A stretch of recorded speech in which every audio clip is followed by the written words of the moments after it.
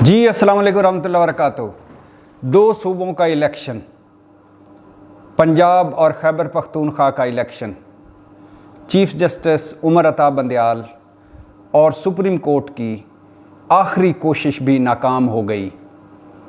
سیاستدان، آئین، قانون، سپریم کورٹ سب سے بڑے نکلے۔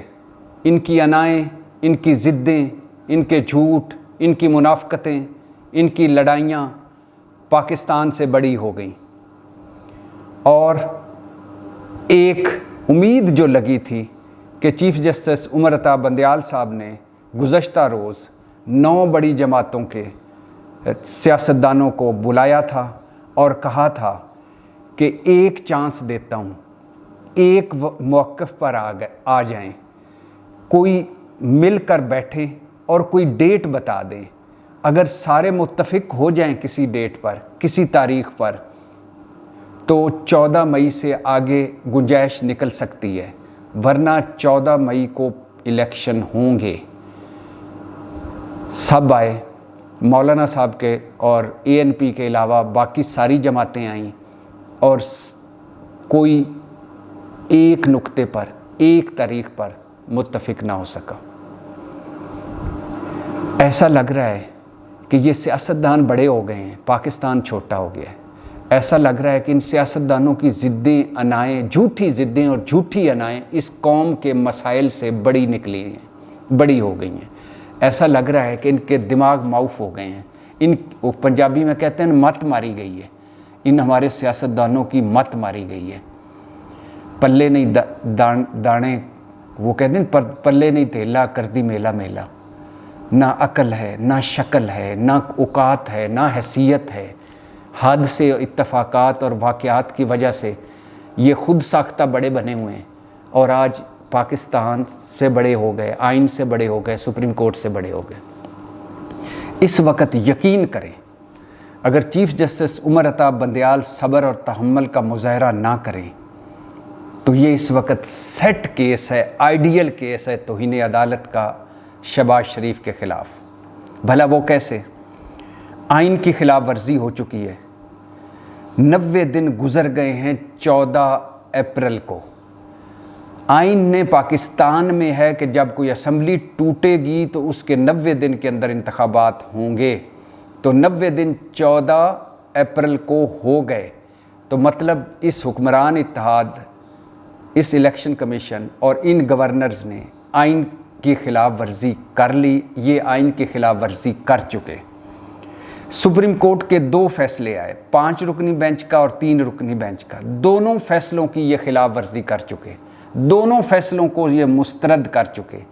تو آئین کی خلاف ورزی بھی کر چکے اور توہین عدالت بھی کر چکے، اور وہ بھی توہین سپریم کورٹ کر چکے۔ عمران خان نے ایک لوئر جوڈیشری کے ایک جج صاحبہ کے خلاف ایک نامناسب بیان دیا تھا تو توہین عدالت کی کارروائی چلی تھی۔ یہ توہین سپریم کورٹ ہے، اور وہ بھی چیف جسٹس اس بینچ میں ہیں۔ 3 رکنی بینچ، 5 رکنی بینچ، ان بینچز کی یہ توہین کر چکے۔ اچھا، 2 ڈیڈ لائنیں گزر گئیں۔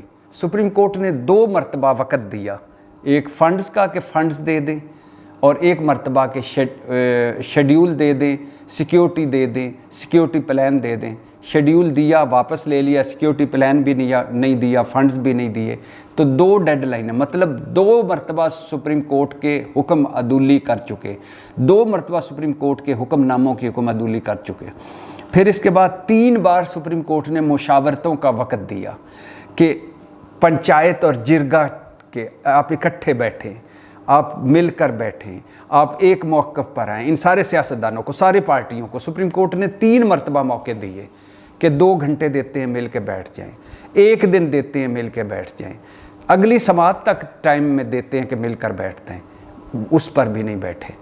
اس کے علاوہ حکمران اتحاد کا حال یہ ہے، اس میں تین دھڑے ہیں جنہوں نے اس 2 صوبوں کے الیکشن میں بدنیتی کا کردار ادا کیا، متنازع کردار ادا کیا، لو لیول کا کردار ادا کیا، مزاحیہ اور مخولیہ کردار ادا کیا۔ ایک حکمران اتحاد، دوسرا الیکشن کمیشن، تیسرے گورنرز۔ حکمران اتحاد نے کیا کیا؟ حکمران اتحاد نے پارلیمنٹ کا غیر آئینی اور غیر قانونی استعمال کیا. یہ سارے پارلیمنٹ کے پیچھے چھپ گئے اور اتنی جال سازی کی کہ وزیر اعظم اور وفاقی کابینہ ایک چیز منظور کرتے ہیں, وہ بھیج دیتے ہیں پارلیمنٹ کی قائمہ کمیٹی بنائے فنانس کو, جس کو بھیجنے کی کوئی مثال ہی نہیں ہے, بھیجے ہی نہیں جا سکتا, اس کو بھیج دیتے ہیں. وہ آگے مسترد کر دیتی ہے اور سفارشات تیار کر کے پارلیمنٹ کو بھیج دیتی ہے, پارلیمنٹ مسترد کر دیتی ہے. کبھی سنا ہے پاکستان جیسے ملک میں جہاں پارٹی کے ہیڈ آقا ہوتے ہیں اور نیچے غلام ہوتے ہیں, کبھی سنا ہے وزیر اعظم اور کابینہ کوئی چیز منظور کریں اور پارلیمنٹ جو ہے ہی ان کی, یعنی اس پارلیمنٹ میں کوئی اپوزیشن نہیں, راجہ ریاض اپوزیشن لیڈر ہے اور 20-21 لوگ ہیں, وہ بھی ان کے ہی ہیں. راجہ ریاض نے مسلم لیگ نون سے ٹکٹ لینی ہے, تو باقی ساری 14 جماعتیں بیٹھی ہیں. عمران خان کی جماعت تحریک انصاف جو سب سے بڑی جماعت ہے وہ تو پارلیمنٹ سے ہے ہی آؤٹ, تو ہیں ہی یہ پارلیمنٹ میں. تو منصوبہ بندی سے کہ ہم پہ توہین عدالت نہ لگے, وزیر اعظم منظوری دیتے ہیں تو کابینہ منظوری دیتی ہے, پارلیمنٹ میں بھیجتے ہیں اور وہ مسترد کر دیتی ہے کہ کوئی الیکشن نہیں ہو سکتے, کوئی فنڈز نہیں دیے جا سکتے, ہم یہ فیصلہ نہیں مانتے, ہم یہ ججز کے بینچ نہیں مانتے, وغیرہ وغیرہ. تو یہ جو 2 نمبری چتر چلاکی ہے, یہ پارلیمنٹ کا بے رحمانہ استعمال. 8 قراردادیں اور تحریکیں سپریم کورٹ اور ججز کے اگینسٹ آئی ہیں اس پارلیمنٹ سے, جو غیر آئینی ہے, غیر قانونی ہے. تو پارلیمنٹ کا بے رحمانہ استعمال, غیر آئینی استعمال, غیر قانونی استعمال. اچھا, اس کے بعد ججز کردار کشی کی گئی.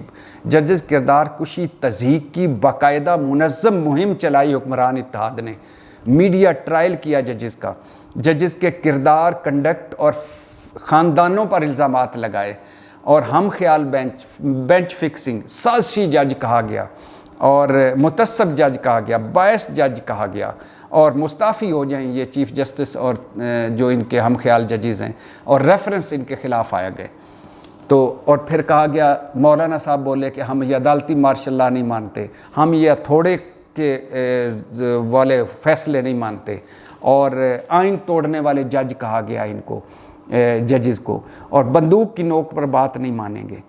لہٰذا حکمران اتحاد الیکشن سے مکرے, آئین کی خلاف ورزی, سپریم کورٹ کے فیصلوں سے مکرے, سپریم کورٹ کی خلاف ورزی, سیکیورٹی نہیں دی, فنڈ سے مکرے, سپریم کورٹ کے حکم ناموں کی خلاف ورزی. تو حکمران اتحاد مطلب شہباز شریف وزیر اعظم, وزیر داخلہ رانا صاحب, وزیر دفاع خواجہ آصف, وزیر خزانہ اسحاق ڈار پر آئیڈیل کیس ہے توہین عدالت کا. اب آپ کو یہ بھی بتاتا چلوں کہ 27 اپریل تک سماعت ملتوی ہوئی ہے. 27 اپریل کو سپریم کورٹ نے کہا ہے, پھر ایک مرتبہ کہا ہے, تیسری مرتبہ, کہ فنڈز دیں 21 ارب روپے الیکشن کمیشن کو, تاکہ 14 مئی کو الیکشن ہو. 14 مئی کو الیکشن تو ہونے سے رہے کیونکہ ٹائم تھوڑا ہے, لیکن یہ آئیڈیل کیس ہے حکمران اتحاد کے لیے کہ ان پر توہین عدالت لگے, جس میں وزیر اعظم, وزیر خزانہ, وزیر داخلہ, وزیر دفاع. اچھا, پھر آ جائیں الیکشن کمیشن. اچھا, یہ بھی یہاں میں بتاتا چلوں کہ اس کے علاوہ یہ تو دھمکیاں بھی دی گئیں جج صاحبان کو, اور ترازو کے پلڑے ایک کرو, اور لیول پلینگ فیلڈ کرو, اور جو غلط فیصلے دے چکے ہو وہ واپس لو, جو آئین کو تم نئے سرے سے لکھ چکے ہو اس پہ معافی مانگو. اور پھر یہ بھی کہا گیا دھمکی اس طرح کی, جتنا زور لگانا ہے لگا لیں, 14 مئی کو الیکشن نہیں ہوں گے. اور پھر دھمکی یہ بھی دی کہ 14 مئی چھوڑ 8 اکتوبر کو الیکشن نہیں ہوں گے. تو یہ دھمکیاں بھی دی گئیں. تو حکمران اتحاد تو آئیڈیل کیس ہے, اگر چیف جسٹس چاہیں تو ان پہ توہین عدالت لگ سکتی ہے. آگے آ جائیں الیکشن کمیشن وہ ناکارہ الیکشن کمیشن ہے یہ ہمارا اس وقت کا, کہ جس کے خلاف کوئی بیان دیں تو بندے پہ بغاوت کا مقدمہ ہو جاتا ہے. جو بات تحریک انصاف کی ہو تو تحریک انصاف کا کوئی اتنا ون وے چل رہا ہے الیکشن کمیشن کے, تحریک انصاف کی بات ہو تو اس کا کوئی بندہ, کوئی سیاستدان بیان دے, بغاوت کا مقدمہ. تحریک انصاف کے لیے عدالت بن جاتا ہے, عمران خان مجرم ہے, نااہل ہے, کرپٹ ہے, اس پہ فوجداری کیس چلائیں اور توشہ خانہ میں. اور پھر تحریک انصاف ہو تو وارنٹ بھی جاری کر دیتے ہیں, گرفتار کر لو, یہ بھی کر دیتے ہیں. یعنی اتنا با اختیار ہو جاتا ہے الیکشن کمیشن اگر بات تحریک انصاف کی ہو. اور پھر الیکشن خود اصل میں اتنا بے اختیار ہے کہ ایک دن chief election commissioner supreme court گئے, جی مجھے تو آئینی تقاضے پورے ہی نہیں کرنے دیے جا رہے. اور اسلام آباد, یہ وہ الیکشن کمیشن ناکام اور نااہل الیکشن کمیشن ہے جو اسلام آباد کے بلدیاتی انتخابات کروا نہیں سکتا, کراچی میں بلدیاتی انتخابات میں دھاندلی رکوا نہیں سکتا اور 2 صوبوں کے الیکشن نہیں کروا سکتا۔ اس کے بارے میں سپریم کورٹ نے کہا ہے کہ الیکشن کمیشن اپنے کام کے علاوہ سب کام کر رہا ہے۔